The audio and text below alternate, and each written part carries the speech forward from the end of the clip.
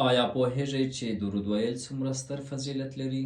راځئ چې قدرمنو دوستانو په همدې اړه لږ معلومات او تشریحات درکړم. الله سبحانه وتعالی په خپل کتاب قرآن کریم کې فرمایلی دي: ان الله وملائکته یصلون علی النبی یا ایها الذین آمنوا صلوا علیه وسلموا تسلیما. بیشکه الله او ملائکې پر نبی کریم صلی الله علیه وسلم باندې درود وایي.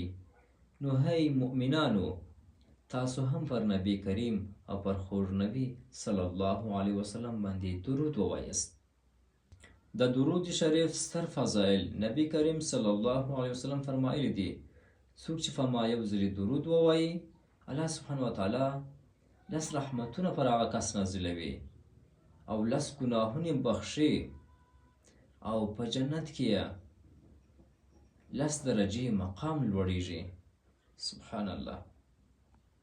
درود شریف د دعا له مهمو وسیلو څخه هم دی. نو خپله دعا د درود شریف په پیل او د درود شریف په ویلو سره یې پای ته ورسوه، ځکه دا یو ښکلی عمل دی.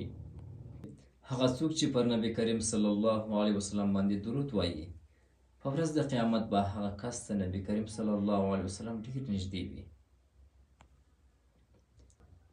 نبی کریم صلی الله علیه وسلم فرمایلی دي: بخیل هغه څوک دی چې زما نوم اوري او پر ما درود نه وایي.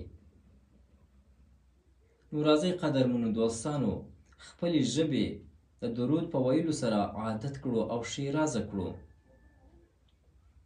او پر نبی کریم صلی الله علیه وسلم باندې درود ووایو، لکه څرنګه: اللهم صل وسلم وبارک علی سیدنا محمد وعلى آله واصحابه اجمعین.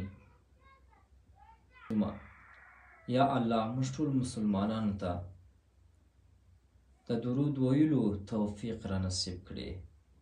قدرمن دوستانو، کوم چیرې دا ویډیو خوښه سوي، ویډیو له نورو ملګرو او خویندو ورونو سره شریکه کړئ چې ترڅو تاسو هم په دې ثواب کې شریک واوسیږئ.